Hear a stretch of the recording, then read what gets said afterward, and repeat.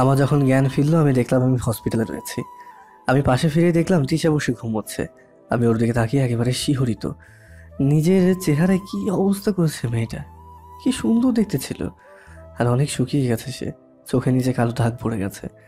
আমার ওকে দেখে অনেক খারাপ লাগছে। আমি একটু নড়ে উঠতে তিশার ঘুমটা ভেঙে গেল। এ কি, তুমি কখন উঠলে? আচ্ছা, আমি এখানে কেন? আর আমার সাথে যারা ছিল তারা কোথায়? তিশা হঠাৎ আমাকে জড়িয়ে ধরে কান্না করে দিল। আমি বেশ অবাকই হলাম ওর এমন আচরণে। আরে কি হচ্ছে এসব, ছাড়ো। তিশা আমাকে না ছেড়ে কান্না করেই যাচ্ছে, কিন্তু আমার মাথায় কিছুই আসছে না কেন এরকম করছে। কিছুক্ষণ পর আমি দেখলাম ফয়সাল সহ বাকিরা রুমে প্রবেশ করলো। ওদের দেখে তিশা আমাকে ছেড়ে দিল। তিশা, তুমি একটু বাইরে যাও তো। আমার কথা মতে তিশা বাইরে চলে গেল। ফয়সাল, দরজাটা ভালোভাবে লাগাও। ফয়সাল দরজাটা ভালোভাবে লাগিয়ে দিল। স্যার, আপনি ঠিক আছেন? এখন একটু ভালো লাগছে। আমরা তো চিন্তায় পড়ে গিয়েছিলাম। আজ 3 দিন পর আপনার জ্ঞান ফিরেছে। আচ্ছা, সেদিন কি হয়েছিল ফয়সাল? সব কিছু আমাকে খুলে বলো তো।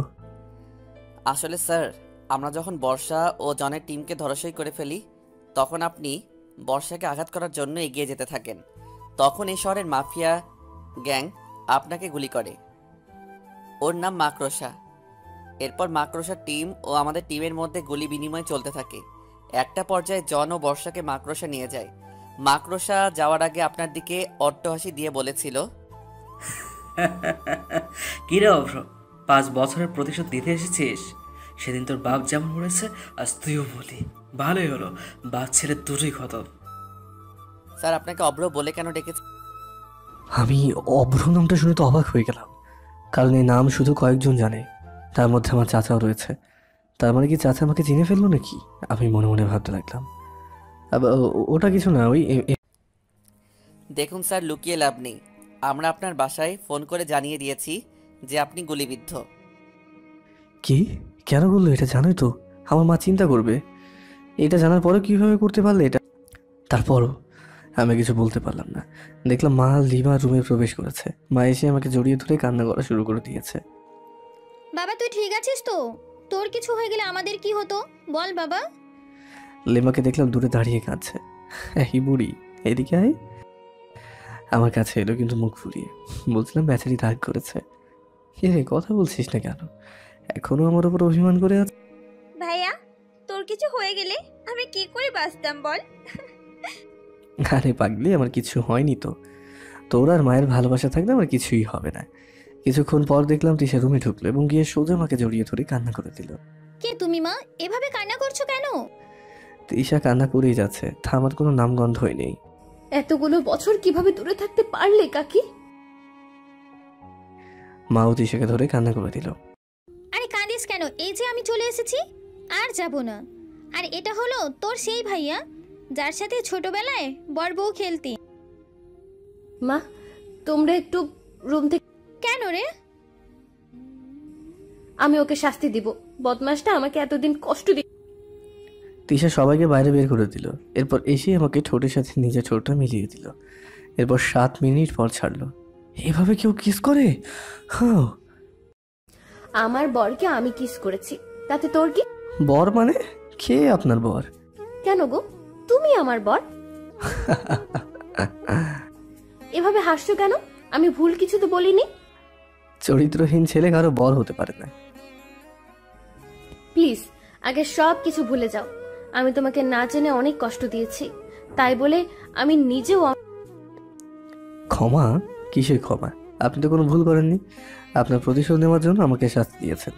এখানে তো ভুলের কিছুই হয়নি। প্লিজ ক্ষমা করে দাও। দেখুন, আপনি এখান থেকে গেলে আমি বেশি অব্র, প্লিজ আমাকে ক্ষমা করে দাও। আমার অসহ্য লাগছে, আমি বিশ্রাম নেব। আপনি প্লিজ এখান থেকে যান। তিশা কান্না করতে করতে চলে গেল। আমিও ভাবছি, হায় রে আমার ভালোবাসা, যাকে আপন করে নিয়েছিলাম সে দূরে ঠেলে দেয়, আর যাকে চায় না সে কাছে পেতে চায়। সত্যি এই দুনিয়াটা কতই বিচিত্রকর। অন্যদিকে আরে বুঝলেন না তো, বর্ষাকে চড় মেরেছে। ইউ রাস্কেল, কিভাবে অভিযান চালানো করলে যে? হ্যাঁ, তুমি দায়িত্বে থাকার পরও কিভাবে ওরা গোপন আস্তানা খুঁজে পেল? বস, বিশ্বাস করুন, আমি সত্যিই জানি না ওরা কিভাবে খুঁজে পেল। আমরা তো সব দিক থেকেই সতর্ক ছিলাম। ইউ ব্লাডি ফুল, একটা কাজও যদি তোমাদের দিয়ে হয়। এখন তো জন আমাদের ঠিকমতো ড্রাগ সাপ্লাইও করবে না। এত বড় একটা ঘটনা ঘটে গেল। সেদিন যদি আমি ঠিক সময় না যেতাম, নইলে ওই হারামজাদা অভ্র। মানে ফাহাদের ডাকটাম সব কিছু শেষ করে দিত। আচ্ছা বস, ফাহাদ স্যারকে আপনি অভ্র বলছেন কেন? না মানে পুরোনো হিসাব বাকি আছে তো এজন্য। কিসের পুরনো হিসাব স্যার? তোমাকে এত কৈফিয়ত কেন দিতে যাবো আমি? একে তো ডিলে ব্যর্থ হয়েছে, তার উপর প্রশ্ন করে যাচ্ছ। সবার নিরাপত্তা দায়িত্বে রেখেছিলাম তোমাকে, কিন্তু তুমি কি করে সব কিছু ডুবিয়ে দিলে। বস, আর ভুল হবে না, প্লিজ আরেকবার সুযোগ দিন। মাকড়সার পরিচিত জানোই, এটাও জেনে রাখো, মাকড়সা কখনো কারো ভুল ক্ষমা করে না। কেউ যদি ভুল করে তাহলে তাকে সোজা জমের বাড়ি পাঠিয়ে দেয়। প্লিজ বস, শেষ একটা সুযোগ। ঠিক আছে, এবারের মতো ক্ষমা করে দিচ্ছি, কিন্তু কি সত্য বস? তিশার উপর নজরদারি বাড়াবি। তিশা কোথায় যাচ্ছে, কি করছে, আর ফাহাদের উপর গুপ্তচর লাগাবি। ফাহাদের সব আপডেট আমি চাই, কোথায় থাকে সব কিছু, everything. Do you understand what I am saying to you? Yes boss, I do understand. Everything will be fine according to you rules boss, don't worry. I hope you will. Can I? Sure, of course. সাবধানে কাজ করিস। Yes boss. এই বলে বর্ষা সেখান থেকে চলে গেল। বাবা, এটা কি হলো? তুমি ওকে এত সহজে ছেড়ে দিলে? তুমিই তো বললে মাকড়সা কাউকে সহজে ছেড়ে দেয় না। মাকড়সে কাউকে ছাড়ে না, ওকেও ছাড়বে এটা ভাবলি কি করে? আচ্ছা বাবা, এই মাকড়সাটা কে? মাকড়সাটা কেন সামনে আসছে না আমাদের? সবাই ওরা ঠিকই আসবে। বাবা, আর যাই বলো, আমরা আন্ডারগ্রাউন্ড মাফিয়া মাকড়সার সাথে কাজ করি। ভাবতে মনে অনেক আনন্দ হয়। আরো অনেক কিছু তো দেখা বাকি আছে। আচ্ছা বাবা, বর্ষাকে আপনি কি এমন কাজে ব্যবহার করছেন, আমাদের আজও বললেন না? প্রথমত তিশা কোথায় যায় কি করে সেটা জানা আমার জরুরি। আর দ্বিতীয়ত যেহেতু ফাহাদ ফিরে এসেছে, তার মানে এই বাড়ি আর সম্পত্তি আমরা বেশি দিন ভোগ করতে পারবো না। এজন্য তিশাকে কাজে। কিন্তু বর্ষা কিভাবে ফাহাদের গুপ্ত সংবাদ আমাদের দিবে? তিশাকে ইমোশনাল ব্ল্যাকমেল করে বর্ষা ফাহাদের সব গোপনীয়তা আমাদের জানাবে। আমরাও জানবো ফাহাদের দুর্বল পয়েন্ট। এরপর ফাহাদ যদি আমাদের বিরুদ্ধেও যায়, আমরা ফাহাদকে সহজে শেষ করে দিতে পারবো। সত্যি বাবা, তোমার মতো বুদ্ধি যদি আমার থাকতো, এত দিনে পুরো পৃথিবী আমার সামনে। তোমরা এক একটা ছাগল, রম ছাগল, কোনো কাজ ঠিকভাবে করতে পারো না। তোমরা আমাকে সর্বদা টেনশনে রাখো। এখন বয়স হয়েছে, কোথায় একটু অবসরে যাবো তা না। তোমাদের মধ্যে দুটি আহাম্মকের জন্য আমাকে সব দেখতে হচ্ছে এখনো। তোদের বুদ্ধিটা যদি। বাবা, আপনি শুধু বলেন কি করতে হবে, দেখবেন সব করব আপনার জন্য। আপনার জন্য আমার জীবন কুরবান বাবা। থাক থাক, এখন কুরবান হলে ফাহাদের উপর স্ট্রিম রোলার চালাবে কিভাবে? এই বলেই সবাই হো হো করে হেসে উঠল। অন্যদিকে আমি ভাবছি মাকড়সার একটা খেলা তো শেষ করলাম, কিন্তু এখন যে আমার বর্ষাকে প্রয়োজন। ও পারবে একমাত্র এই কেসে তুরুপের তাস হতে। বর্ষাকে কোথায় পাবো এটাও তো জানি না। আমি এসব ভাবছিলাম, হঠাৎ ফয়সালের আগমন হলো। আরে ফয়সাল, কিছু বলবে কি? স্যার, বর্ষা মনে হচ্ছে এই কেসের গুরুত্বপূর্ণ একটা দাবার গুটি। বর্ষা যদি ঘোড়া হয় তাহলে রাজাকে। স্যার, এটা অনেক বড় গেম। আমার পুরোটাই রহস্য আর ধূম্রজাল মনে হচ্ছে। দেখো ফয়সাল, আর্মি ক্যাম্পে তুমি একটা রুবিক্স কিউব সলভ করতে সাধারণত কতক্ষণ সময় লাগাও? 30 সেকেন্ড, যদি মস্তিষ্ক বেশি ফাস্ট হয়। এই কেসটা রুবিক্স কিউবের থেকেও জটিল। এইখানে প্রতি পদে পদে বাধা। স্যার, এখন আমরা কি করব? আপাতত আমরা চুপ থাকবো, কিছুদিন সবকিছু অবজার্ভ করবো। প্রধানের গুপ্তচর কি খবর? এখনো কোনো খবর আসেনি স্যার। বাই দ্য ওয়ে, তোমার রিলেশনের খবর কি? স্যার, ভয় পাচ্ছি খুব। কিভাবে যে বলবো, কি রকম রিয়াক্ট করে তাই ভাবছি। খুব চিন্তার বিষয়। শোন, ইভাকে ডেকে দাও আমার কাছে। Okay sir. এবার ইভা রুমে চলে। ইভা শোনো, যে কারণে তোমাকে ডাকা, তোমাকে আমার সাথে প্রেমের অভিনয় করে যেতে হবে কিছুদিন। আসলে একজনকে শিক্ষা দিতে হবে। কাকি স্যার, তিশাকে? ওর সামনে একটু ন্যাকামি। এ আর এমন কঠিন কি কাজ স্যার? আমি যখন কলেজে ছিলাম, কলেজের ছেলেরা তো আমার উপর ফিদা ছিল। রাখো তো, আরে রাখো তো তোমার বকবকানি। শুধু অ্যাক্টিংটা ভালোভাবে করে গেলেই হবে, আর কিছু করা লাগবে না। Okay sir. এই বলে ইভা চলে গেল। আপনারা হয়তো ভাবছেন আমি কেন তিশাকে শাস্তি দিচ্ছি। আসলে তিশা যা করেছে তার একটু শাস্তি পাও না। তাকে যদি সহজে মেনে নিই তাহলে দেখা যাবে সে আমাকে আবারও অবহেলা করবে। তাকেও বোঝানো উচিত আপনজনের অবহেলা কতটা ভয়াবহ। এজন্য তিশাকে একটু শিক্ষা দিতেই হবে। সেদিনটা ভালোভাবেই চলে গেল। অন্যদিক কাকি, তোমরা এই কয় বছর কোথায় ছিলে? আর বলিস না মা, তোর কাকা মারা যাওয়ার পর থেকে আমরা অসহায়। কি ভাবছো কাকি? কেন তোমরা অসহায় বললে? বাদ দে মা, আমাদের তো আর এসব কি বলছো কাকি? তোমাদের নিজেদের বাড়ি থাকতে কেন বলছো থাকার জায়গা নেই? থাকার জায়গা মানে? কেন তোমাদের নিজেদের বাড়ি? কাকুর বাড়ি? ইস, আর যদি কাকু আমাদের মাঝে থাকতেন। আপনারা কি ভাবছেন তিশার বাবা আমার বাবাকে হত্যা করলো আর তিশা তা কিভাবে জানতে পারলো না? তাহলে চলুন পিছনে ফিরে যাই, ফ্ল্যাশব্যাকে। মা তিশা, তোকে একটু লন্ডনে যেতে হবে। ওখানে তোর খালা আছে, সেটা কি খুব অসুস্থ। আচ্ছা বাবা, আমার ফ্লাইট বিকেল 5টা। এরপর তিশা চলে যায় আর ওই দিনই সন্ধ্যায় আমার বাবা খুন হয়। এরপর বাকি কাহিনী তো আপনারা জানেনই। চলুন এবার বর্তমানে ফেরা যায়। আচ্ছা মা, ফাহাদ ভাইয়া কি করেন বর্তমানে? ও আর্মির মেজর, এখানে এসেছে একটা। কি, ভাইয়া মেজর? অথচ মেজর হয়ে কলেজে কেন চাকরি করে? ও কলেজে চাকরি করছে কারণ ওর ডিপার্টমেন্ট ওকে ছুটি দিয়েছে। কিন্তু কেন? ওর ডিপার্টমেন্টের কোনো এক সিনিয়র ওর ওপর মিথ্যা এইভাবে কেটে গেল বেশ কিছুদিন। আমিও সুস্থ হয়ে গেলাম। এখন আমার মাথায় একটাই চিন্তা, বর্ষাকে কিভাবে খুঁজে পাই। আমি সেদিন কলেজে বেশি অবাক হয়ে যাই, কারণ মাঠের মাঝখানে তিশা আর বর্ষা দাঁড়িয়ে রয়েছে। সবাই আমার কথা শুনে। আসলে ওনার কোনো দোষ ছিল না। আমি ইচ্ছে করেই স্যারের মতো একটা সরল মনের মানুষের উপর কলঙ্ক লাগিয়েছি। ওনার মতো মানুষ হয় না, উনি একজন ভালো মানুষ। আমার কথাতেই সেদিন বর্ষা ওনার সাথে জোর করে ওইরকম করেছিল। আসলে উনি আমাকে রাস্তায় অনেক অপমান করেছিল, যার কারণে আমি অনেক রেগে যাই আর ভাবতে থাকি কিভাবে ওনার থেকে প্রতিশোধ নেব। আর দেখতে দেখতে সেই সুযোগটাও পেয়ে গেলাম। আমার জন্মদিনের দিন ওনাকে সবার কাছে চরিত্রহীন বানিয়ে দিলাম। তিশা একটু থাম। উনি কিছুদিন আগে রাস্তায় আমাকে কিছু ছেলের হাত থেকে বাঁচান এবং এরপর থেকে ওনার প্রতি আমার শ্রদ্ধা বেড়ে যায়।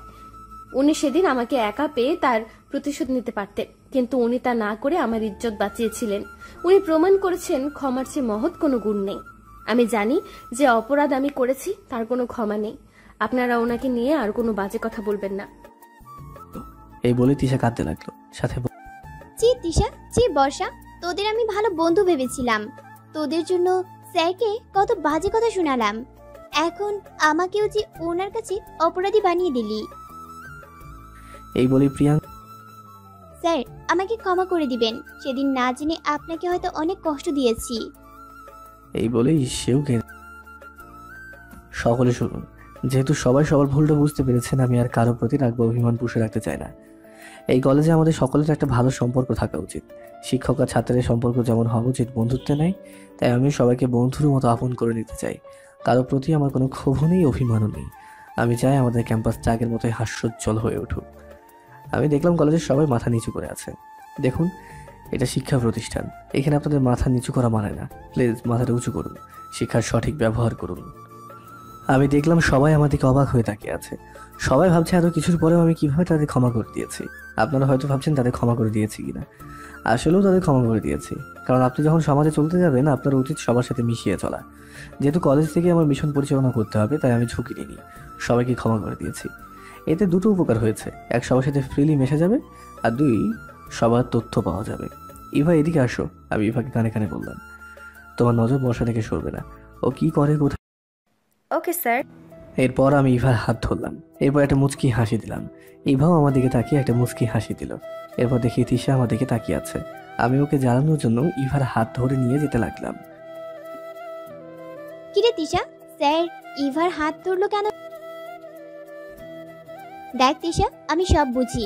তুই এখন স্যারকে অনেক ভালোবাসিস। তোর চোখে স্যারের জন্য প্রকৃত ভালোবাসা দেখেছি আমি। আমি যে অন্যায় করেছি তারপরও কি ও আমাকে ক্ষমা করবে? তিশা, নিজের ভালোবাসা চোখের সামনে অন্য কারো হয়ে গেলে সেটা অনেক কষ্টের। তোর এখনো সময় আছে। স্যারের থেকে ইভাকে। অন্যদিকে আমি আর ইভা হাঁটতে লাগলাম।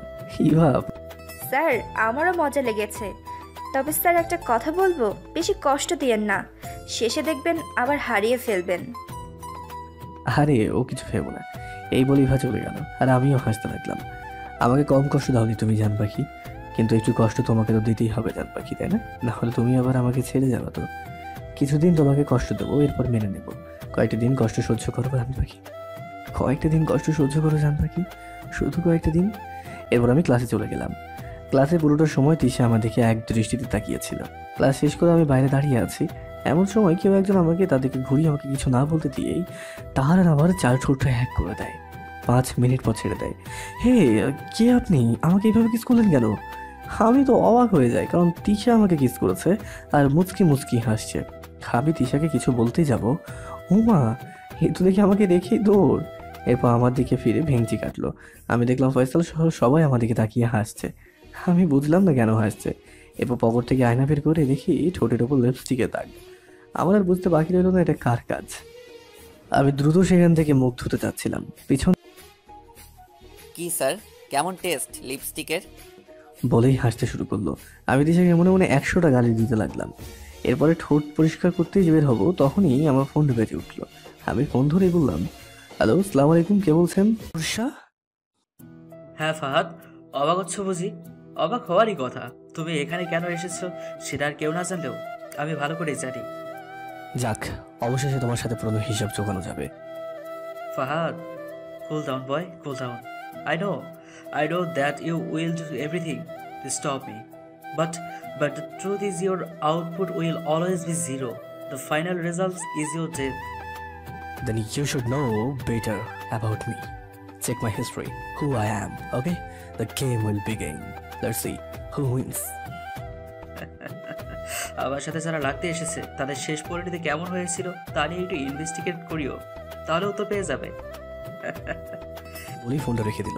হ্যালো হ্যালো, আমি দেখলাম মাকড়সা ফোন কেটে দিয়েছে। আমি ভাবতে লাগলাম মাকড়সার গলাটা কেমন পরিচিত লাগলো। আমি এইসব ভাবছি, তখনই ফয়সাল আসলো। স্যার, আবার নতুন করে কি ভাবছেন? ফয়সাল, বলুন স্যার। এই শহরের সব থেকে বড় মাফিয়াকে, আর তার নাম কি? কবে থেকে তার উত্থান হয়েছে? সব তথ্য আমার চাই। আমাকে কিছুদিন সময় দিন স্যার। ওকে, যত দ্রুত সম্ভব দাও। এরপর আমি বেরিয়ে এলাম সেখান থেকে। তারপর মা ও বোনকে এসেই বললাম, মা চলো, আমার সাথে থাকবে। তুই কোথায় থাকিস বাবা? গেলে দেখতে পাবে, চলো।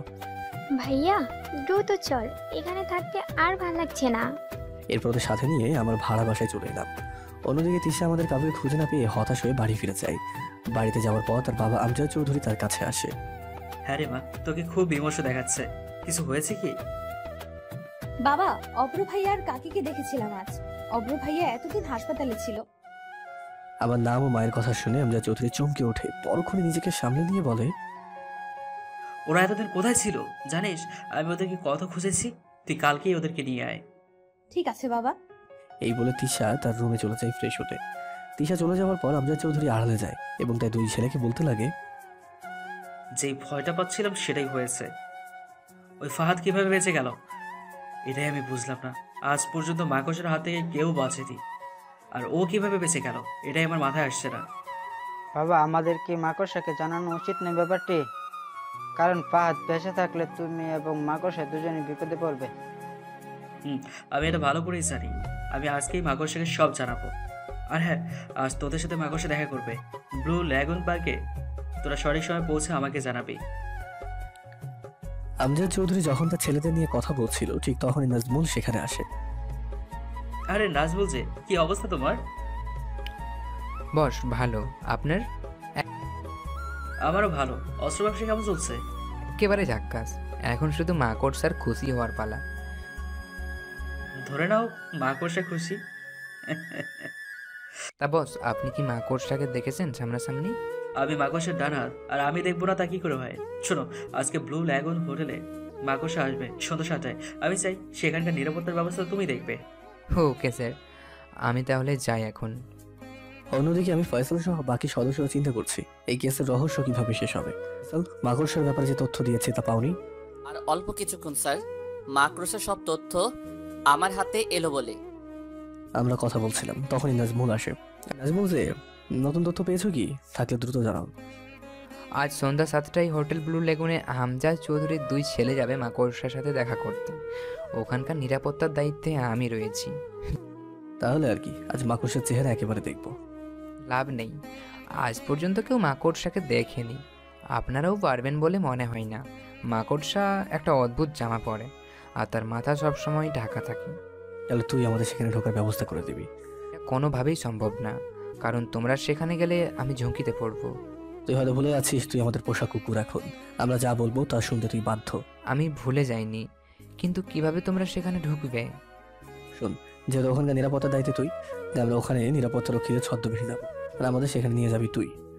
নাজমুল কিছুক্ষণ ভেবে বলল আচ্ছা, কারণ তার কাছে রাজি হওয়া ছাড়া অন্য কোনো রাস্তা ছিল না। নাজমুল চলে যাওয়ার পর আমি বললাম, কালকে তুমি প্রিয়াঙ্কাকে প্রপোজ করবে ফয়সাল। ফয়সাল ঢোক গিলে বলল, কিন্তু স্যার। কোনো কিন্তু নয়, বেশি কথা বললে আমি তোমাকে চাকরি থেকে বের করে দিতে বাধ্য হব। না না স্যার, প্লিজ এমন করবেন না, আমি রাজি। কিন্তু স্যার আপনি কি ম্যাডাম মানে তিশাকে এখনো শাস্তি দিবেন? যতই আমার ভালোবাসার মানুষ হোক, কিছুটা শাস্তি ওর প্রাপ্য, নইলে কিন্তু আমি ওকে সারা জীবনের জন্য হারিয়ে ফেলবো। স্যার পরে যেন আবার আফসোস না করা লাগে। ফয়সাল চলে গেল, আমিও বাসে চলে আসলাম। এসে আমি দেখি তিশা, মা, লিমা আড্ডা দিচ্ছে। ওই যে ফাহাদ চলে এসেছে, এখন আমরা যেতে পারি। কোথায় যাবে তোমরা? আমি আশ্চর্য হয়ে বললাম। আমরা না, তুইও যাবি। কোথায়? কেন? তোর বাবার বাসা, মানে আমাদের বাসা। তোর বাবা তার সবকিছু তোর নামে করে দিয়ে গেছে, এখন সেগুলো তোকে বুঝে নিতে হবে না? কিন্তু মা, আমাকে আর কোনো কথা বলতে না দিয়ে মা আমাকে পাঠিয়ে দেয় ফ্রেশ হতে। আমি আমার রুমে এসে অবাক হয়ে গেলাম, কারণ সব কিছু প্যাক করা। মা আমার জিনিস সব কে প্যাক করেছে? আমি প্যাক করেছি। পেছনে ঘুরে দেখি তিশায় কথা বলছে। তুমি কেন? মা ছিল, লিমা ছিল, ওরাই করতে পারতো। আমার জিনিস আমি প্যাক করেছি, আপনার সমস্যা? তোমার জিনিস মানে? হ্যাঁ, কিছুদিন পর তুমি আমার স্বামী হবে, তাই তোমার জিনিস মানেই তো আমার জিনিস, তাই না? সে আশায় জল দাও, তোমার ওই আশা কোনোদিনই পূর্ণ হবে না। দেখা যাবে। এই বলে আমার ঠোঁটের সাথে ঠোঁট জোড়া মিলিয়ে দিল। প্রায় 3 মিনিট পর ছেড়ে দিল দৌড়। আমি ভাবছি কি মেয়ে রে বাবা, খালি কিস ছাড়া কিছুই বোঝে না। তাছাড়া ওর ঠোঁটের স্বাদ খারাপ না, আমারও ভালো লাগে যখন আমাকে কিস করে। দেখতে দেখতে আমরা পৌঁছে গেলাম আমাদের বাসায়। আমি বাসাটাকে দেখছি, দীর্ঘ 5 বছর পর দেখছি। বাসায় ঢোকার পর একজনকে দেখে আমার শরীরে রাগ উঠে গেল। সেরকম কেউ নয়, আমার চাচা আমজাদ চৌধুরী। আরে ভাবি যে, কেমন আছো তোমরা? মা আমজাদ কাকুর দিকে কিছুক্ষণ তাকিয়ে থাকার পর বলল, ভালো। তুমি কেমন আছো আমজাদ? এই তো ভালো ভাবি। তিশা মা, যা ওদেরকে রুম দেখিয়ে দে। তিশা সবাইকে সবার রুমে নিয়ে চলে গেল। আমি আমজাদ চৌধুরীর মুখোমুখি হলাম। চিনতে পেরেছেন কাকু? তোমাকে চিনতে পারবো না, এটা কেমন কথা? মনে করে দেখেন তো, কয়েকদিন আগে তিশার জন্মদিনে বিনা দোষে আমাকে শাস্তি দিয়েছিলেন। দেখো বাবা, পূর্বের সব কিছুর জন্য ক্ষমা চাচ্ছি। কিছু অপরাধে চাইলেও ক্ষমা হয় না। তারপরেও বাবা আমি ক্ষমা প্রার্থী। আমি কোনো কথা না বলে নিজের রুমে ফ্রেশ হতে গেলাম আর ভাবতে লাগলাম, না, আমজাদ চৌধুরীকে এই বাসা থেকে বের করে দিতে হবে, নাহলে আমার আসল উদ্দেশ্য সফল হবে না। তাই দ্রুত নিচে গিয়ে, কাকু কোথায় গেলে, এখানে আসো। আমার ডাক শুনে দ্রুত সেখানে আমজাদ চৌধুরী উপস্থিত হয়। কি হয়েছে, ডাকছো কেন? আপনি হয়তো জানেন এখন থেকে এই বাড়ির সম্পত্তির মালিক আমি, কারণ সেদিন আমার বাবাকে হত্যা করে আপনি যেগুলো লিখে দিয়েছিলেন সেগুলো ভুয়ো দলিল ছিল। কাজে বুঝতে পারছেন এখন আপনার কি করা উচিত। কি প্রমাণ আছে তোমার কাছে? যখনই আমার সাথে প্রমাণ চাই, আমি সাথে সাথে আসল দলিলটাকে বের করিয়ে দেখাই। কি বিশ্বাস হয়েছে? এখন আমাকে কি করতে হবে? এই বাড়ি ছেড়ে আপনার 2 গুণধর ছেলেকে নিয়ে বেরিয়ে যান, আর কখনো আসবেন না। মানে তুমি কি বলতে চাইছো? আমি যা বলতে চাইছি আপনি তা বুঝতে পারছেন। এটার ফল কখনো ভালো হবে না। আপনি কি চান নিজের মেয়ের কাছে আপনার আসল চেহারাটা বেরিয়ে যাক? যদি না চান তাহলে এক্ষুনি বেরিয়ে যান। আমজাদ চৌধুরী আর কোনো কথা না বলে আমার সামনে থেকে চলে গেল। গিয়েই তার রুমে সব জিনিস গোছাতে লাগলো। আমজাদ চৌধুরী দেখা দেখি তার 2 ছেলে শিহাব ও রনি ঘরে আসে। বাবা, তুমি সবকিছু গোছাচ্ছ কেন? আমরা কি কোথাও যাব? আমজাদ চৌধুরী কোনো কথা না বলে গুছিয়ে যাচ্ছে। বাবা তুমি চুপ কেন? আমাকে ফলো করো এবং আমি যেখানে নিয়ে যাই সেখানে চলো, আর কোনো প্রশ্ন শুনতে চাই না। আমজাদ চৌধুরী চলে যাচ্ছিল, তখনই তিশা ডাক দেয়। বাবা, ভাইয়া, তোমরা কোথায় যাচ্ছ? আমজাদ চৌধুরী আমার দিকে তাকাতে আমি চোখের ইশারা দিয়ে বুঝিয়ে দিলাম কিছু একটা বলে পাশ কাটাতে। দেখ মা, আমাদের শহরের দিকে একটা বাংলো আছে, সেটা দেখাশোনা করাটা উচিত, তাই আমি ভাবছি ওখানেই যাব। কিন্তু বাবা, এতদিন পর কাকিরা এসেছে।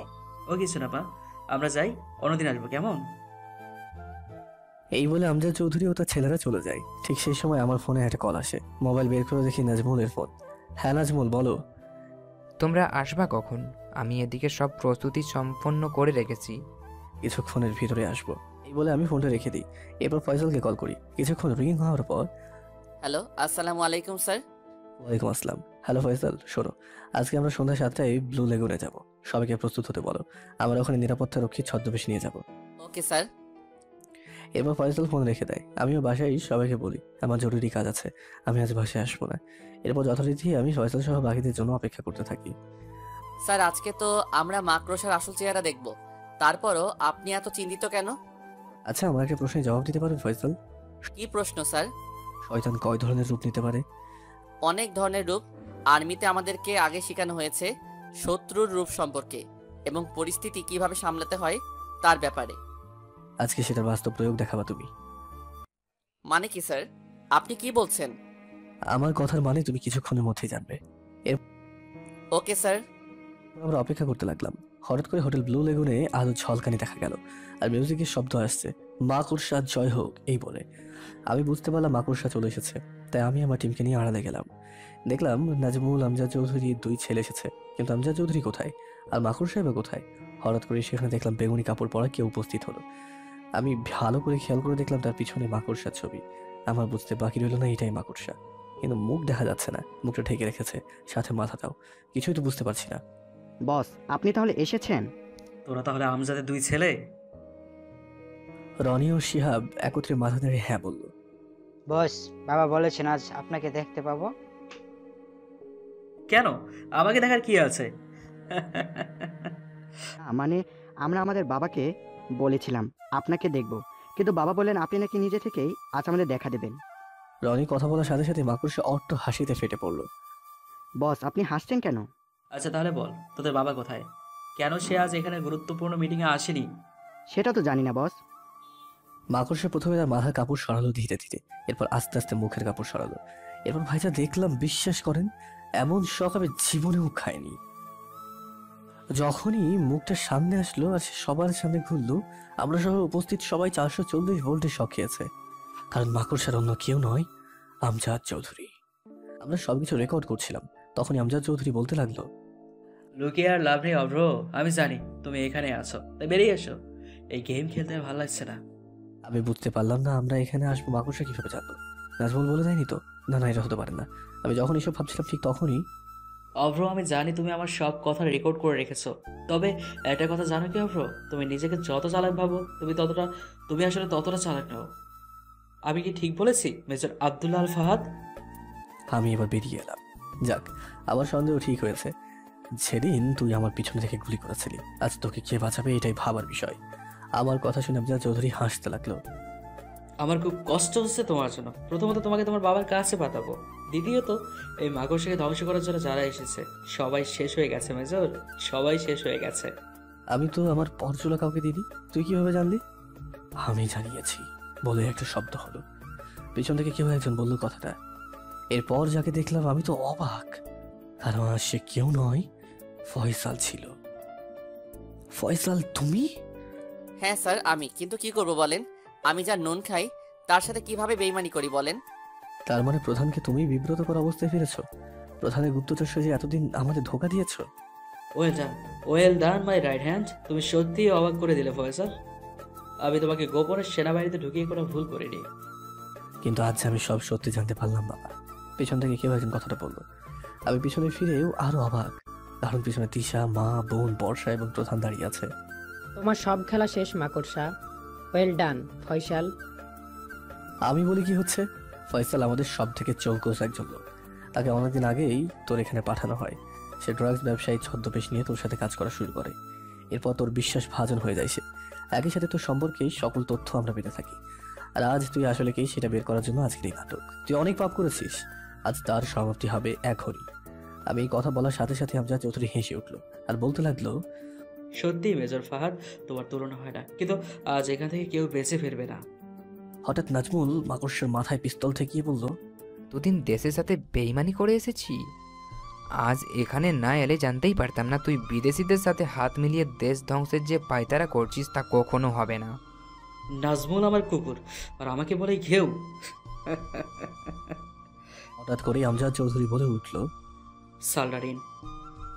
এই কথা বলার সাথে সাথে চারপাশে গ্যাস ছড়িয়ে পড়তে থাকে। গ্যাস চলে যাওয়ার পর আমরা দেখি নাজমুলের গলা থেকে রক্ত বের হচ্ছে। আমার আর বুঝতে বাকি রইল না নাজমুলকে মাকড়সা শেষ করে দিয়েছে। আমি দ্রুত নাজমুলের কাছে যেতেই, স্যার আমার মাকে দেখে রাখবেন। এই নিন, এই বলটা আপনার কাছে রাখুন। এখানে মাকড়সার সব তথ্য আছে। মাকড়সা আজ দেশ ছেড়ে ইতালি যাবে। আর কোনো কথা বলতে পারলাম না নাজমুল। আমি দেখলাম সবাই কাঁদছে। দেখো ফাহাদ, আমাদের কাজ এখনো শেষ হয়নি। তোমাকে মাকড়সাকে অবশ্যই থামানো উচিত। থামাবো স্যার, ও যে আমার বাবার খুঁড়ি, ওর সাথে পুরো অনেক হিসাব আমার বাকি আছে। মানে কি? তোমার বাবার নাম কি? আজ থেকে 5 বছর আগে এই শহরে কমিশনার শফিকুল খুন হয়। হ্যাঁ, মনে পড়েছে। ওনার মতো সৎ নেতা আর আসবে না। উনি আমার বাবা ছিলেন। কি বলছো তুমি এসব? এরপর আমি স্যারকে সবকিছু খুলে বলি। আমার এখানে বলার মতো কোনো ভাষা নেই। তারপরেও আমি তোমাকে আদেশ দিচ্ছি, ওই জানোয়ারকে তুমি নিজের হাতে মারবে। না, ওই জানোয়ারকে আমি মারতে চাই। ও আমার মাকে হত্যা করেছিল, আমার ফেরেশতার মতো কাকুকে মেরেছে। ওকে আমি বাঁচিয়ে রাখবো না। এরপর আমরা সেদিনকার মতো সেখান থেকে চলে আসি। আসলে আমরা মাকড়সা তার গ্যাংকে মূলত ধোঁকা দিই এবং আমাদের নিরাপত্তা নিজেরাই রক্ষা করি। এরপর আর কি বাসায় চলে আসি। 2 সপ্তাহ পর আমার আর তিশার বিয়ে হয়ে যায়। এখন আমি ছাদে দাঁড়িয়ে আছি। এমন সময় কেউ পিছনে এসে কাঁধে হাত রাখলো। দেখলাম ফয়সাল। স্যার, আপনার লাইন তো ক্লিয়ার, এখন আমার কি হবে? কেন, প্রিয়াঙ্কাকে বিয়ে করে নেবে? আমরা গল্প করছিলাম, হঠাৎ মা এসে নিচে যেতে বললেন। আমিও বাধ্য ছেলের মতো নিচে চলে গেলাম। গিয়ে দেখি রুমটা সাজানো, বিছানায় যেন ফুলের বৃষ্টি হচ্ছে, আর তার মাঝখানে আমার পরিটা বসে আছে। এরপর নেমে এসে আমাকে সালাম করলো। বেঁচে থাকো মা, স্বামী সংসার নিয়ে বেঁচে থাকো, দোয়া করি তুমি যেন 11 বাচ্চার মা হও। আমার মুখে মা ডাক শুনে দিশা তো রেগে আগুন। কি বললি? আমি ঢোক গেলাম। এরপর 2 রাকাত নফল নামাজ পড়ে নিলাম। তিশা এরপর আমাকে ধাক্কা দিয়ে খাটে ফেলে দেয় আর আমার উপরে চেপে বসে। অনেক কষ্ট দিয়েছিস, আজ সব উসুল করব। এই বলে আমার ঠোঁটের সাথে ঠোঁটটা মিলিয়ে দিল। এরপর আর কি আমি আস্তে আস্তে কাপড় খুলে ফেললাম। ওই মেয়েরা, আপনাদের সমস্যা কি? আমরা কি শান্তিতে বাসনও করতে পারবো না? এখনো এখানে আছেন? চোখে হাত দিন, দেখছেন না বউয়ের সাথে রোম্যান্স করছি। ঘুমিয়েছিলাম, হঠাৎ দরজায় টোকা পড়লো। আমারও ঘুম ভেঙে যায়। কিন্তু আমি যখন উঠতে যাব, আমি নিচে নেমে দেখি আমার সারা শরীরে কোনো কাপড় নেই, এমনকি তিশারও। আমি একটু লজ্জা পেয়ে যাই। এরপর তিশাকে ডাক দিই। তিশা ঘুম ঘুম চোখে বলে উঠলো, কি হলো, ডাকছো কেন? এই সকাল হয়েছে, চলো উঠতে হবে। এরপর তিশা যখনই উঠতে যাবে, সে নিজের দিকে খেয়াল করে দেখলো তার শরীরেও কোনো কাপড় নেই। লজ্জা সে দ্রুত কম্বল দিয়ে নিজের শরীরটা ঢেকে নেয়। আমিও একটা টাওয়াল পেঁচিয়ে হাসতে হাসতে ওয়াশরুমে চলে যাই। এরপর ফ্রেশ হয়ে বেরিয়ে এলাম। আমি বেরোনোর সাথে সাথে তৃষা দ্রুত দৌড়ে ওয়াশরুমে ঢুকে যায়। আমি ওর এমন তাড়াহুড়ো দেখে আবারও হেসে দিই। তৃষা ওয়াশরুমে ঢোকার আগে আমাদেরকে একবার চোখ গরম করে তাকাই, যেন আমাকে কাছে পেলে চিবিয়ে খাবে। আমিও দ্রুত একটা পাঞ্জাবি আর পায়জামা পরে রেডি হয়ে নিলাম। এরপর যেই না দরজা খুললাম, আমি দেখি। কি রে ভাইয়া, ভাবির সাথে মনে হয় সারা রাত মজা করলি? ফুটবল খেললি নাকি হকি? বুড়ি বাচ্চা, আমি রেগে বললাম এবং মারার জন্য হাত ওঠালাম। আমার কাণ্ড দেখে হাসতে হাসতে লেমা দিল তোর। আমি দাঁড়িয়েছিলাম, হঠাৎ আমার চোখ গেল ফয়সাল আমার দিকে আসছে। আরে ফয়সাল যে, কি অবস্থা তোমার? এই তো আলহামদুলিল্লাহ ভালো স্যার। তা স্যার, বাসরাত কেমন কাটলো? ভালোই, এমন ভালোভাবে কাটিয়েছি সারা জীবন মনে রাখবো। কেন স্যার? এরকম একটা গুন্ডি মেয়ে থাকলে বাসরাত করার স্বপ্ন মাঠেই মারা যাবে। কি বললি? আমি পিছন থেকে এরকম একটা শব্দ শুনে যেন পিছনে ঘুরলাম। আমি একটা শক খেলাম, কারণ পিছনে তিশা দাঁড়িয়েছিল। কি বললি আবার বল। কই আমি আমি আমি আমি কি বললাম? দেখ, আমি কিন্তু সব শুনেছি, ভালোই ভালোই বল বলছি। আমি কিছু বলিনি, তুমি ভুল শুনেছো। তিশা দেখো, তোমার ঘাড়ে তেলা বোখা। এই কথা বলাতে তিশা জোরে চিৎকার দিয়ে আমাকে জড়িয়ে ধরলো। আমি বুঝতে পারলাম অনেক ভয় পেয়েছে মেয়েটা। আরে আরে ছাড়ো, এইভাবে কেউ জড়িয়ে ধরে? কেউ এসে পড়লে বিপদ তো, কি ভাববে সবাই? আমি এই কথা বলাতে আমার বুকে জোরে কামড় বসাই তিশা। আউ তিশা, ছাড়ো, ব্যথা পাচ্ছি তো। আর হবে না গো সুন্দরী, এবার তো ছাড়ো। কিছুক্ষণ কামড়ে দেবো। তিশা আমাকে ছেড়ে চলে গেল। যাওয়ার আগে আমাকে ভেঙচি কেটে গেল। আমি ওর কাণ্ডে তো পুরোই অবাক। এইভাবে কেউ কাউকে কামড়াতে পারে? কি মেয়ে রে বাবা, সাংঘাতিক। আপনার আমি এক কামড়া ঠিক করলেন না, এমন একটা দরজা নিয়ে আমার কপালে জোড়াইলেন আমার। জান, অভিশাপ দিলাম আপনাকে, একটাও বিয়ে হইব না। আমি নিজে চলে আসি। এসে দেখি সবাই বসে আছে, ফয়সাল সহ আমার টিম আর তিশার বান্ধবীরা। আমি কথা না বাড়িয়ে দ্রুত খেতে বসলাম। আরে ফাহাদ, কলেজের শিক্ষকতার কাজটা কি হবে এখন? তুই তোর মিশন অনেকটাই শেষ করে ফেললি। আবার তো কলেজে আমার কোনো কাজ নেই। যে উদ্দেশ্য নিয়ে কলেজ শিক্ষক এবং ছদ্মবেশ নিয়েছিলাম তা হয়ে গেছে। এখন শুধু অপেক্ষার পালা আমজাদকে আইনের আওতায় নিয়ে আসার। আমি জানতাম তুমি সফল হবে। তোমার কাজ যেহেতু আপাতত শেষ, তুমি এখন ফিরে যাবে। ধন্যবাদ স্যার, কিন্তু আমজাদ ওরফে মাকুর সেই তারে পালিয়ে গিয়েছে। আমাদের কাজ এখনো শেষ হয়নি। ঠিক বলেছ, আসল শয়তান পালালে তো ফিরে আসবে, কিন্তু নতুন করে বদলা নেওয়ার জন্য। তাই আমি তোমাকে বলবো আপাতত সাবধান হতে, কারণ এই শহরে মাফিয়াকে তুমি মেইন জায়গায় আঘাত দিয়েছ, আর ও সব থাকাতেও ও ছন্ন ছাড়া। তাই ও তোমার দুর্বল জায়গাগুলোতে আঘাত দেওয়ার সুযোগ খুঁজছে। তাই তোমাকে সাবধান হতে হবে। আমজাদের বিরুদ্ধে আমি চার্জ লাগাবো, দরকার হলে ইন্টারপোলের সহায়তা নিব। স্যার, পুরনো হিসাব অনেক বাকি রয়েছে। আমার বিয়েতে প্রধান সহ অন্যান্য অনেকে এসেছে। আমি একটু ঘুরতে বের হলাম। আমার সাথে ছিল তিশা, বর্ষা, প্রিয়াঙ্কা এবং ফয়সাল। আমি ফয়সালকে আড়ালে নিয়ে বললাম, আর যদি প্রিয়াঙ্কাকে নিজের মনের কথা খুলে না বলিস তো চাকরি আমি খেয়ে নেবো কিন্তু। স্যার, আপনি এরকম করছেন কেন আমার মতো একটা নাদান বাচ্চার সাথে? চুপ, একদম চুপ। আজকে হয় তুমি চাকরি হারাবে, নয়তো চাকরি বাঁচাবে, যে কোনো একটা। আমার এমন রূপ দেখে ফয়সাল রীতিমতো ঘামতে শুরু করেছে। দেখো ফয়সাল, আমি আজ সব কিছু চূড়ান্ত সমাপ্তি চাই। এখনই প্রিয়াঙ্কাকে প্রপোজ করবে তুমি। ফয়সাল তো ভয়ে ঢোকিল। কি হলো, যাও ফয়সাল। ফয়সাল ভয়ে ভয়ে চলে গেল। আমি তিশাকে ইশারা করলাম। তিশার পর বর্ষার দিকে তাকিয়ে বলল, হ্যাঁ রে বর্ষা, চল আমরা একটু ওদিকে যাই, তোর সাথে আমার কথা আছে। কেন? যা বলার আমার সামনেই বল। আসলে তোকেও বলবো, কিন্তু তুই কিছুক্ষণ দাঁড়া, আমরা তোর কাছেই আবার আসবো। কিন্তু তিশা প্রিয়াঙ্কাকে থামিয়ে দিয়ে বর্ষার হাত টেনে আড়ালে চলে গেল। প্রিয়াঙ্কা অন্যদিকে ফিরেছিল, ঠিক তখনই ফয়সাল পিছনে এসে দাঁড়ালো। প্রিয়াঙ্কা শব্দ পেয়ে পিছনে তাকালো। আরে ফয়সাল ভাই যে, কিছু বলবেন কি? না মানে হ্যাঁ। হ্যাঁ, যা বলবেন বলুন। আসলে কিভাবে যে বলি। দেখুন ফয়সাল ভাই, যা বলার দ্রুত বলুন, ভনিতা না করে। ফয়সাল তখন পকেট থেকে একটা আংটি বের করে প্রিয়াঙ্কার সামনে হাঁটু গেড়ে বসলো। শোনো হে মেয়ে, তোমার মায়াবী চাহনি দেখিয়া আমার পরাণটা যায় জুড়িয়া। তোমার শ্বাস প্রশ্বাস থাকবে যতক্ষণ, আমার শ্বাস প্রশ্বাস থাকবে ততক্ষণ। তোমাকে প্রথম দেখে ভালো লেগে যায়। তোমার চঞ্চল স্বভাবের ভাগ দেবে কি আমায়? দেবে কি একটু ভালোবাসার সুযোগ? তোমার দুই নয়নে ডুবে থাকতে দেবে কি? তোমার সম্পর্কে যখন জানতে লাগলাম, একটা জিনিস জেনে খুব খারাপ লেগেছিল, আর তা হচ্ছে তুমি ফাহাদ স্যারকে পছন্দ করতে। খুব কষ্ট পেয়েছিলাম তখন। তাই এবার অন্তত আমাকে একটা সুযোগ দাও। বিশ্বাস করো, তোমায় ভালোবাসি নিজের থেকেও বেশি। এতক্ষণ যাবৎ আমি তিশা, বর্ষার আড়াল থেকে সব লক্ষ্য রাখছিলাম। আমরা দেখতে যাচ্ছিলাম প্রিয়াঙ্কা কি জবাব দেয়। উঠে দাঁড়ান। ফয়সাল উঠে দাঁড়ালো। দেখুন আপনাকে কিভাবে সুযোগ দেব। একবার একজনকে পছন্দ করে নিজে কষ্ট পেয়েছি, তাকেও কষ্ট দিয়েছি। আপনি কি নিশ্চয়তা দিতে পারবেন যে আপনার সাথেও এটা হবে না? দেখো প্রিয়াঙ্কা, সবার সবকিছু নিশ্চয়ই এক হয় না। আমি তোমাকে কোনো কষ্ট পেতে দিব না। দেখুন এটা হয় না।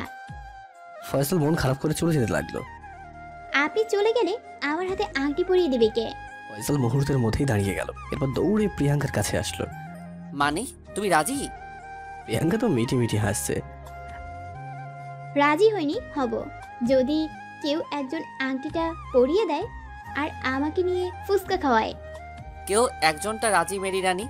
আপনার হাতটা এগিয়ে দিন মেরি রানী। প্রিয়াঙ্কা হাসতে হাসতে হাত বাড়িয়ে দিল। ফয়সাল দেরি না করে দ্রুতর হাতে আংটিটা পরিয়ে দিয়ে ওকে জড়িয়ে ধরলো। এই কি হচ্ছে এসব? ছাড়ো, কেউ দেখে ফেলবে তো। না, ছাড়বো না। পিছন থেকে তখনই হাততালির শব্দ আসে। মানে আমি তিশার বর্ষে হাততালি দিচ্ছি। Wow, just wow, nice scene man. আমার কথা শুনে ফয়সাল প্রিয়াঙ্কাকে ছেড়ে দিয়ে দাঁড়ালো। আমি দেখলাম দুজনেই লজ্জায় লাল হয়ে গেছে। হ্যাঁ রে বান্ধবী, দুলা ভাইকে পেয়ে গেলি, এবার ট্রিটটা দিয়ে দিস। কিসের ট্রিট? বাহ রে, তুই দুলাভাইকে পেয়ে গেলে সেটার জন্য ট্রিট দিবি না? পরে তোদের বিয়েও হবে, তখন আবার ট্রিট পাবো। তা ফয়সাল, তোমার সাহস হলো এতদিনে?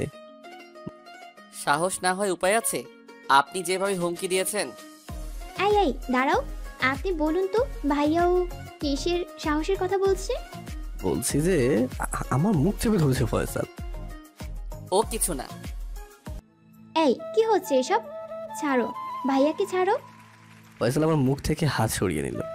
এবার বলুন তো ভাইয়া। আমিও চাকরি খেয়ে নেওয়ার কথা বলেছি, আর বলেছি আজ যদি ও তোমাকে নিজের মনের কথা না জানায় তাহলে আমিও চাকরিটা পুরোই খেয়ে নেবো। ও আচ্ছা, তবে রে মন থেকে জানাতে আসিসনি, চাকরির জন্য জানাতে এসেছিস? থাক তুই তোর চাকরি নিয়ে, আমি গেলাম। এই বলে প্রিয়াঙ্কা চলে যেতে লাগলো। দিলেন তো স্যার প্যাচ লাগিয়ে। এখনো রাগ ভাঙাতে হবে আমায়? যে রাগী মেয়ে সহজে ভাঙবে বলে মনে হয় না। ফয়সালের কথায় সবাই হো হো করে হেসে উঠলো। এরপর আর কি, ফয়সাল তার রানীর রাগ ভাঙানোর জন্য দৌড়াতে থাকে। তার রানীর রাগ সহজে ভাঙেনি, আমরাও সাহায্য করেছিলাম অবশ্য। এরপর সবাই যে যার মতো বাসায় চলে যায়। অন্যদিকে ইতালিতে মাফিয়াদের সভায় মাফিয়া মারজাত্তি অর্থাৎ ইটালিয়ান ডন সে বলে ওঠে, এসবের মানে কি মাকড়সা? তুমি বাংলাদেশকে ঝুঁকিতে ফেলেছ। সেখানে আমাদের অনেক ঘাঁটি হওয়ার কথা ছিল, এখন সেখানে আমাদের ঘাঁটি হবে কিভাবে? তোমার কারণেই, হ্যাঁ শুধুমাত্র তোমার কারণেই আজ আমরা সেখানে এন্ট্রি নিতে পারছি না। তুমি কি জানো না সেখানে আমাদের কত ক্ষতি হয়েছে? একমাত্র তোমার কারণে, হ্যাঁ একমাত্র তোমার কারণে আজ আমরা সেখানে কিছুই করতে পারছি না। তোমাকে আমরা কি দেইনি বলো মাকড়সা? বিশ্বের অত্যাধুনিক অস্ত্র, ড্রাগস থেকে শুরু করে কি দেইনি তা বলো। তুমি কি জানো না আমাদের কত ক্ষতি হয়েছে? আমার কিছুই করার ছিল না, আপনি বিশ্বাস করুন। ওই হারামজাদা ফাহাদের কারণেই আজ আমি সব কিছু হারিয়েছি। আমাকে ভাবতে দাও, এমনিতেই তোমাকে নিয়ে আমাদের যে আশা ছিল সব তো দিলে মাটিতে মিশে। তোমার কারণে বাংলাদেশের প্রশাসন, সেনা সবাই শক্তিশালী হয়েছে। হ্যাঁ শুধুমাত্র তোমার কারণে, যেখানে সবাই কিনা আমাদের পকেটে থাকে। তোমার কারণে আজ ওরা একতাবদ্ধ। বলো এই কাজের হিসাব তুমি কিভাবে চুকাবে? মাকড়সা নিশ্চুপ হয়ে দাঁড়িয়ে আছে। তুমি চুপ কেন মাকড়সা? আমি কিছু জিজ্ঞাসা করেছি কিনা বলো। বস, আপনি কোনো চিন্তা করবেন না, আমি সব কিছু সামলিয়ে নিচ্ছি। বাংলাদেশে এখনো আমার কিছু ক্ষমতা আছে, তা দিয়ে আমি সব আবার আগের মতো স্বাভাবিক করে ফেলবো। ভেবেছিলাম তোমাকে আমার জায়গা দিব, কিন্তু এখন তোমাকে ডন বানানো মানে মাফিয়া জগৎকে হুমকির মুখে ফেলা। তাই তোমাকে ডন না বানিয়ে আমি একজন নতুন কাউকে ডন বানিয়ে দেব। আমি যদি ডন হতে না পারি তুমিও বাঁচবে না মার্জতে, তুমিও বাঁচতে পারবে না। এখন আমার সামনে থেকে যাও, তোমাকে দেখতে ইচ্ছা করছে না আমার। বাবা মারজাতি কি বললো? অহম্মকের দল, চুপ। আমজাদ চৌধুরীর হুঙ্কারে রনি ও শিহাব দুজনেই চুপ হয়ে যায়। একে তো আমি নিজের জ্বালায় পাচ্ছি না, তোরা দুটো আবার লাগিয়ে দিয়েছিস। বাবা তুমি এত চিন্তিত কেন? আমাকে শেষ সুযোগ দেওয়া হয়েছে। মারজাতি আমাকে ডন বানানোর কথা ছিল, অথচ এখন কিনা আমার সামনে অন্য কাউকে ডন ঘোষণা করবে। আমি এটা কি করে হতে দেই আমি? তাইলে বাবা কি করবে তুমি? আমার মনে হয় মারজাতিকে মেরে ফেলাই দরকার। শালার কত বড় সাহস, বাবার চেয়ার কেড়ে নেই। রনি, এই আহম্মকটাকে চুপ করা, নইলে ওর কিন্তু খবর আছে। শিহাব ভাই আমার, প্লিজ চুপ কর। তোরা এখন রুম থেকে চলে যা, আমাকে একটু একা থাকতে দে। আমজাদ চৌধুরীর কথা অনুযায়ী রনি ও শিহাব চলে যায়।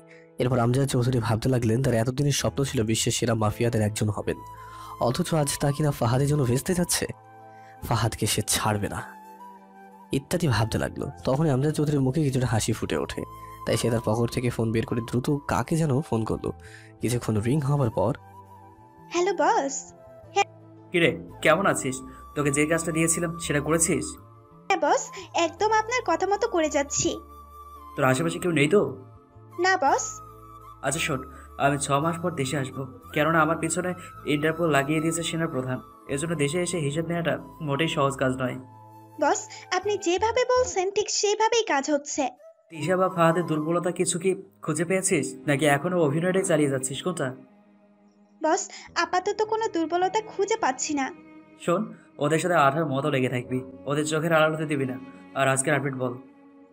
আমাদের দলে চর হিসেবে ঢুকে আপনি যাকে আপনার রাইট হ্যান্ড বানিয়েছিলেন, সেই ফয়সাল প্রিয়াঙ্কা নামে তিশা এক বান্ধবীকে আজ প্রপোজ করেছে। বাহ, এ তো মেঘনা চাইতে জল। হ্যাঁ, এবার অভ্র দেখবে আমি কত বড় খেলা খেলি ওর সাথে। অভ্র ভেবেছে যে খেলার শুরু আমি করেছি, সেই খেলা ও শেষ করবে, কিন্তু ও তো জানে না রাজা যখন খেলা শুরু করে রাজাই তখন শেষ করে। বস আপনি কোনো চিন্তা করবেন না, আমি তিশাকে চোখের আড়াল হতে দিব না। আমার আদরের মেয়েটা আমায় মেরে ফেলতে হবে, আমার আদরের মেয়েটা আমার মেরে ফেলতে হবে। একটা সময় ভাবতে আবার কষ্ট হচ্ছে, কিন্তু আমার যে কিচ্ছু করার নেই, আমি অসহায়। ও জানে না ওর বাবার হাতেই ওর শেষ আঘাতটা হবে। এইদিকে আমি স্যারের কেবিনে বসে আছি। আরে বুঝলে না তো, প্রধানের সামনে। দেখো ফাহাদ, আমি ইন্টারপোলকে বলে দিয়েছি মাকড়সার ব্যাপারে। কি বলেছে তারা? ইতালিতে চিঠি যাবে, যদিও সময় লাগবে, কিন্তু আমাদের কিছু করার নেই। যতক্ষণ না মাকড়সার ডিটেলস তারা পাচ্ছে, তারা আমাদেরকে সাহায্য করতে পারবে না। ইতালি হচ্ছে ইউরোপের মাফিয়াদের জন্য বেস্ট জায়গা। ওখানে বিভিন্ন দেশের মাফিয়ারা শেল্টার নিয়ে থাকে, আর মাকড়সা গিয়েছে ওখানে। ওকে ইতালি থেকে বের করা উচিত আমাদের। এটা একটু কঠিন, কারণ ইতালিতে ওর চিহ্ন খোঁজা এতটা সহজ নয়। আমাদের জন্য কোনোভাবে ওর কাছে এমন কোনো খবর পাঠাতে হবে যাতে করে পাখি নিজে এসে সে জালে আটকায়। আমার মনে হয় আমি বুঝতে পেরেছি আপনি কি মিনিং করছেন। প্রধান আমার কথা শুনে মুচকি হেসে উঠলেন। দেয়ালেরও কান আছে অবশ্য। এরপর আমি ওখান থেকে চলে আসলাম। আপনাদের তো বলাই হয়ে ওঠেনি, মাকড়সা যাওয়ার পর আমরা সিলেট শহরে মাদকের আস্তানা গুড়িয়ে দিয়েছি। মাফিয়ার যত পাপ কাজের কর্মস্থল ছিল সব জায়গায় ধ্বংস করেছি, আর এই কাজে সাহায্য করেছে ফয়সাল স্যার সহ অনেকেই। আমি এরপর বাসায় চলে আসলাম। কেন? এখন কয়টা বাজে খেয়াল আছে তোমার? বেশি তো বাজে না, এই তো রাত 10টা বাজে। আমার 10টা মাত্র? আমরা সেই কখন থেকে বসে আছি না খেয়ে। জন্য অপেক্ষা না করে তোমরা খেয়ে নিলেই তো পারতে। ওই পোলা, এত কথা বলিস কেন? চুপচাপ খেতে বস। আপনারাই দেখেন কি গুন্ডি মেয়ের বাবা, কথায় কথায় ধমকা চোখ রাগানি। এমন একটা গুন্ডি মেয়ে কপালে থাকলে ভাই বিয়ে করার আশা বাদ দেন। আপনাদের জীবন তেজপাতা বানিয়ে ছাড়বে, উঠতে বসতে আপনার জীবন তেজপাতা করে ছাড়বে। এরপর আর কি, আমি খেতে বসলাম, তখনই হ্যাঁ রে, তোর চাকরির খবর কি? তোমার চলছে। বাবারে সাবধানে থাকিস, তোকে নিয়ে আমার অনেক ভয় হয়। কেন, আমি তো তোমাদের কাছে আছি, আর তোমাদের কাছেই থাকবো। আসলে তোর বাবাকে হারানোর পর থেকে মনে একটা ভয় রে বাবা। এই মনে হয় তুই আবার আমাদের ছেড়ে হারিয়ে যাস। তোমরা শুধু শুধু চিন্তা করছো, আমার কিছুই হবে না, দেখে নিও। বড় বাবা অনেক ঝড় গেছে আমাদের জীবনে। যাই হোক, আমি সুখবর কবে পাচ্ছি? আমি দাদিমা হব। মায়ের কথা বলাতে আমার গলায় আবার খাবার আটকে গেল। আমি কাশতে লাগলাম। তিশা দ্রুত আমার দিকে পানি এগিয়ে দিল। মা, তোমার মাথা ঠিক আছে কি? আমার মাথা ঠিকই আছে। আমি এমন ভুল আবার কি বললাম বলতো? বয়স হয়ে যাচ্ছে, আমারও তো ইচ্ছে করে নাতি নাতনির সাথে খেলতে। মা, আমি কোনো কিন্তু শুনতে চাই না। তোদের দুজনকে 1 মাস সময় দিচ্ছি, এর মধ্যে আমাকে সুখবর দিতে হবে যে আমি দাদিমা হতে চলেছি। আর তোরা যদি সুখবর না দিতে পারিস তাহলে তোদের আর বাসায় ঢুকতে দিব না, মাথায় রাখিস। মায়ের কথা বলে হন হন করে চলে গেল। আমি তিশার দিকে তাকালাম, দেখলাম লজ্জায় একদম লাল হয়ে গেছে মেয়েটা। তিশার পাশে লিমা হাসছে, যেটা আমার সহ্য হলো না। আমি বলি, তোর সমস্যা কি? হ্যাঁ, এভাবে হাসছিস কেন? আমি কটমট কটমট করে বললাম, না মানে ভাইয়া, তোদের একটা বাবু হলে আমারও তো খেলার সাথী হবে একটা, তাই বলছিলাম আর কি। বেশি বুঝতে চাস না, দাঁড়া তোর ব্যবস্থা করছি। তোকে যদি এই 1 মাসের মধ্যে বিয়ে না দিয়েছে তাহলে আমার নামও। আর বলতে পারলাম না, লিমাকে এড়িয়ে দিল ন্যাকামি করে। মা দেখো, তোমার হারামি ছেলে গুন্ডো নিজে বিয়ে করে ফেলছে, এখন আমাকেও বিয়ে করে ফাঁসাতে চাইছে। হ্যাঁ, এই বলে দৌড়ে উপরে চলে গেল। আমি তখন তিশার দিকে এগিয়ে গেলাম, আর তিশা পিছোতে লাগলো। তুমি আমার দিকে এভাবে এগোচ্ছ কেন? মা, কি বলে গেল? শোনোনি গো সুন্দরী? মানে? আর কোনো কথা বলার সুযোগ না দিয়ে ওকে কোলে তুলে দিলাম। এরপর রুমে নিয়ে বিছানায় শুইয়ে দিলাম। আজকে টি20 খেলবো সুন্দরী। আমিও দেখবো তোমার কত জোর। এরপর আর কি, আমি ওকে কাছে টেনে নিয়ে কিস করলাম ওর ঠোঁটে।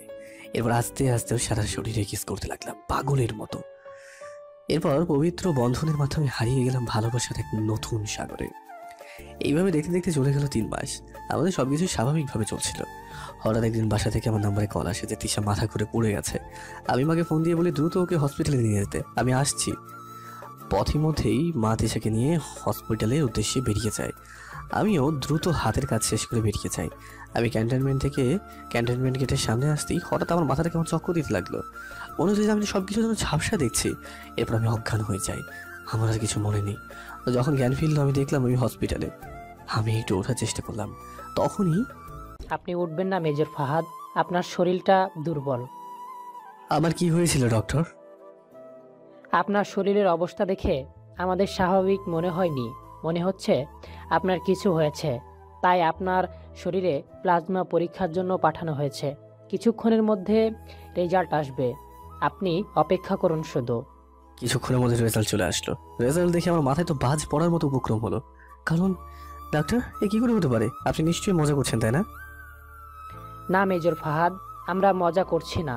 আপনার ব্লাড ক্যান্সার, শরীরটু সে আপনার 9 মাসের অতিথি। এই কথা শোনার পর আমি হঠাৎ করেই বসে পড়ি। আমার চোখ দিয়ে পানি বেরিয়ে পড়তে লাগলো। দেখুন মেজর ফাহাদ, ভেঙে পড়বেন না। সবাইকে এক সময় চলে যেতে হয়, তারপরেও আমাদের চেষ্টা করতে হবে।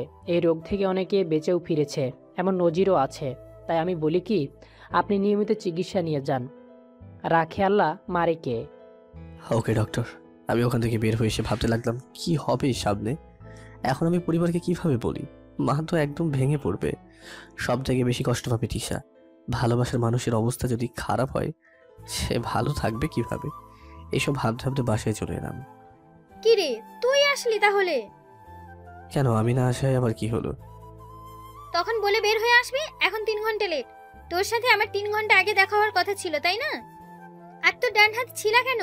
হালকা রক্তও তো বের হচ্ছে। না, ও কিছু না, হয়তো কোনো ঘষা লেগে ছিলে গেছে। আর হ্যাঁ, বৌমার কি খবর শুনতে চাইবি না? মা, আমার ভালো লাগছে না, আমাকে এখন একা থাকতে দাও। আমার এরকম ব্যবহারে মা একদম চুপ হয়ে গেল। তিনি হয়তো আমার কাছ থেকে এই ধরনের ব্যবহার আশা করেননি, কিন্তু কি করবো বলুন? এখন যে পরিবারের কাছ থেকে বিষয়টি লোকাতেই হবে। আমি দ্রুত তিশার রুমে গেলাম। গিয়ে দেখি তিশা বিছানায় শুয়ে আছে। তুমি এসেছো তাহলে? দেখতেই তো পাচ্ছ।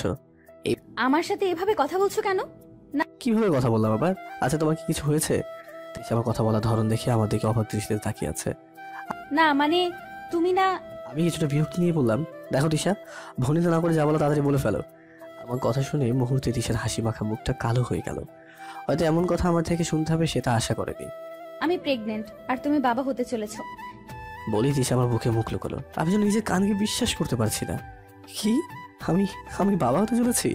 আমি তিশাকে কোলে নিয়ে ঘোরাতে লাগলাম। ইয়েস, আজকে আমি অনেক খুশি, কারণ আমি বাবা হব আর তুমি মা। ইয়াহু!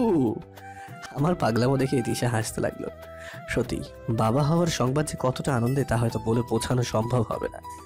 আর বাবা ডাক শোনারটা অনেক বড় একটা সৌভাগ্য।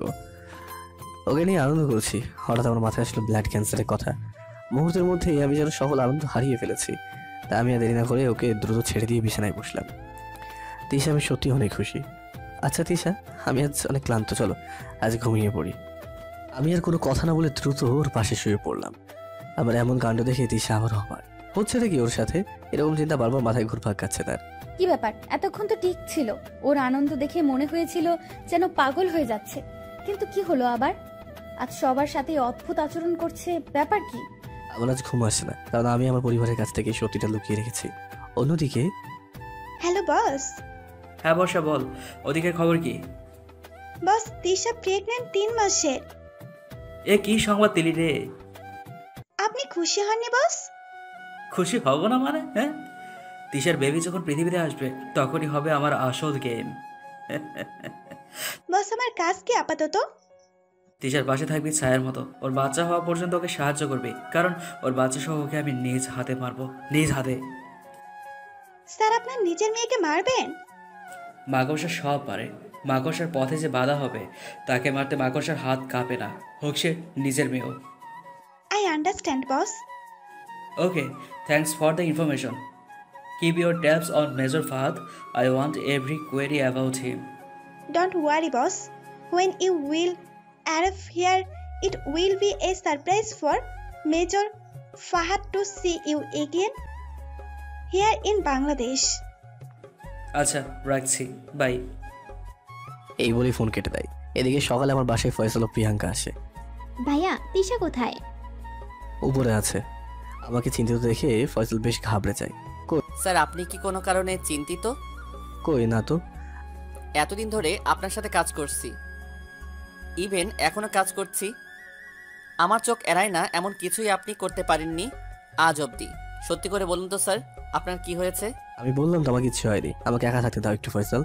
আমার কথা শুনে ফয়সাল চুপ হয়ে যায়। আমি আড়ালে চলে যাওয়ার পর ফয়সাল দ্রুত ফোনটা বের করে কাকে যেন ফোন দেয়।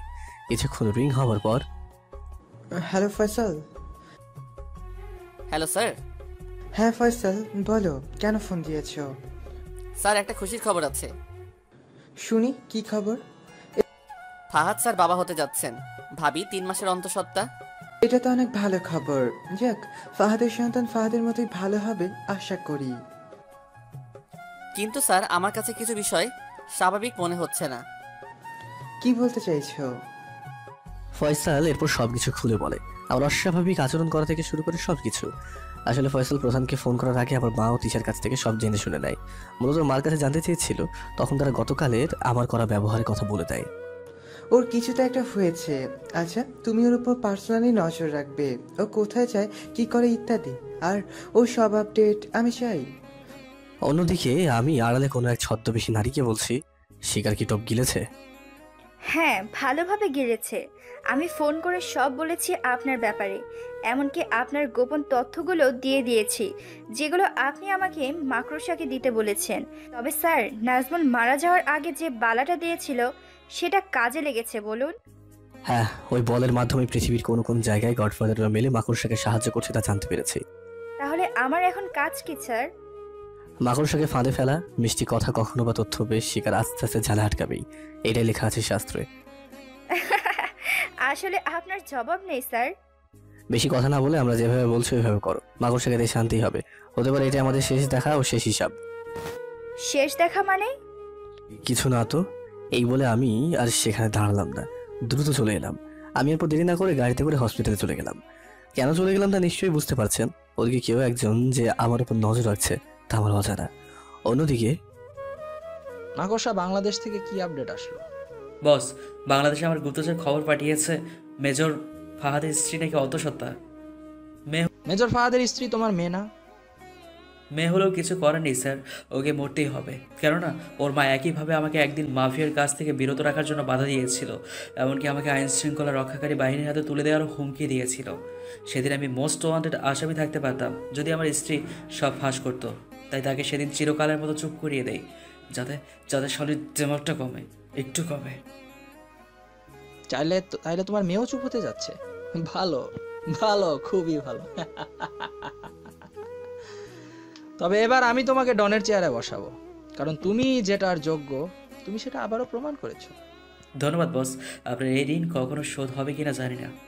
অন্যদিকে ফয়সাল প্রধানকে ফোন দেয়। কিছুক্ষণ রিং হওয়ার পর, হ্যালো, আসসালামু আলাইকুম স্যার। ওয়ালাইকুম আসসালাম। ফাহাদ স্যারের ব্লাড ক্যান্সার, এই জন্য উনি সবার সাথে অদ্ভুত আচরণ করছেন।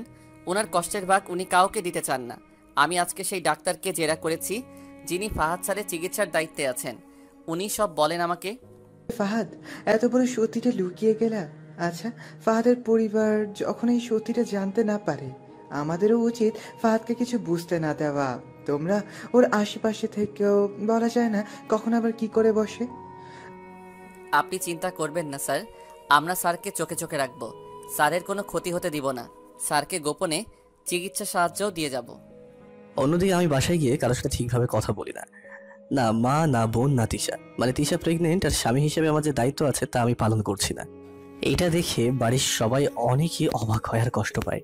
আমি সবাইকে এড়িয়ে চলি বলতে গেলে। এইভাবে কেটে যায় আরো 9 মাস। এই 9 মাসে অনেক কিছু পরিবর্তন হয়েছে। ফয়সাল প্রিয়াঙ্কার বিয়ে হয়েছে, প্রিয়াঙ্কাও 4 মাসের গর্ভবতী, অর্থাৎ ফয়সালের ঘরেও সন্তান আসতে চলেছে। সবকিছু স্বাভাবিক চলছিল, হঠাৎ একদিন তিশার প্রসব বেদনা একদম চরমে ওঠে। ওকে তাড়াতাড়ি করে হসপিটালে নিয়ে যাওয়া হয়। সবাই ওটির বাইরে। আমার তো চিন্তার শেষ নেই। আমার চিন্তা তিশাকে নিয়ে, কারণ তিশার কিছু হয়ে গেলে সব থেকে কষ্টটা আমি পাবো। যদিও আমি অল্প কিছুদিনের অতিথি মাত্র এই পৃথিবীতে। হঠাৎ ওটি থেকে ডক্টর বের হলেন, এসে বলেন আমার নাকি পুত্র সন্তান হয়েছে। আমি ভিতরে গিয়ে দেখলাম তিশার পাশে ঘুমাচ্ছে আমার রাজকুমারটা। বাহ, কি সুন্দর হয়েছে, কথাটা বললো মা। লিমা তো বলেই ফেললো একদম ভাইয়ার মতো হয়েছে।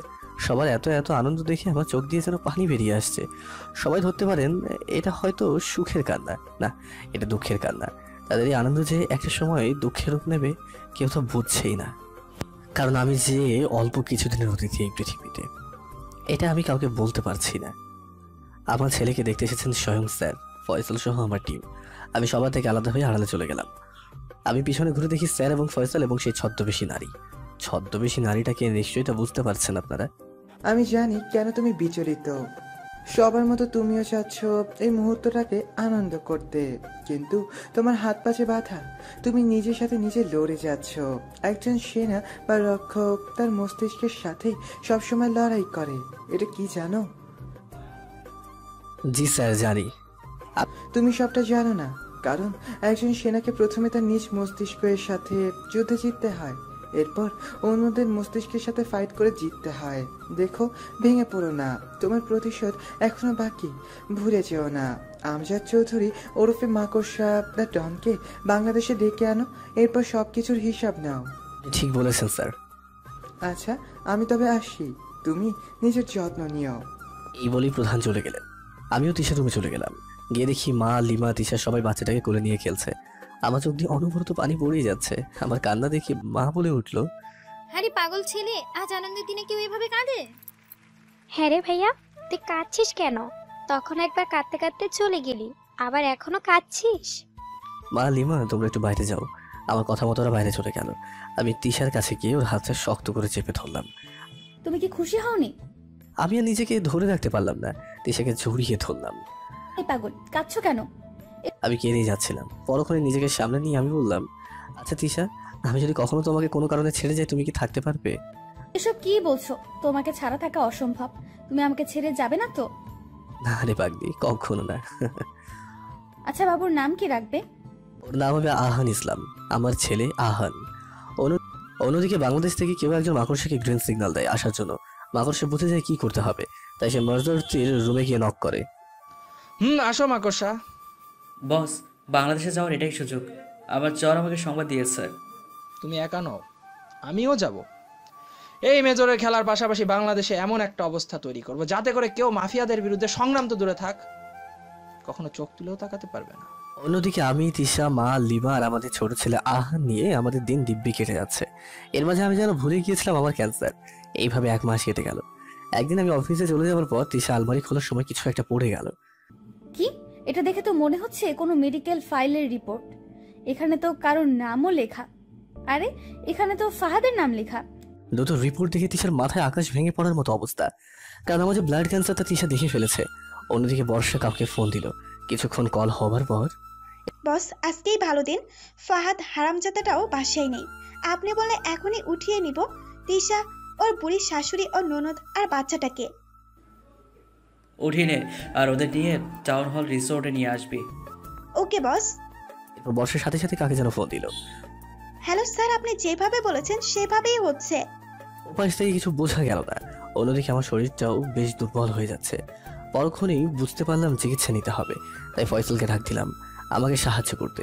ফয়সল আমাকে ধরে যখন ওঠাচ্ছিল তখনই আমার নাম্বারে একটা ফোন আসে। এরপর উপাস থেকে যা বলে তা শোনার পর তো আমার মাথা খারাপ হওয়ার উপক্রম। আমার মার সন্তান, বোন আর স্ত্রী কোনো ক্ষতি হলে আমি তোকে ছাড়বো না রে মাকড়সা। আমি ফয়সলকে বললাম, দ্রুত তৈরি হয়ে নাও, আজ আমাদের অসম্পূর্ণ খেলা সম্পূর্ণ হবে। আমি প্রধানকেও ফোন দিয়ে সব বললাম।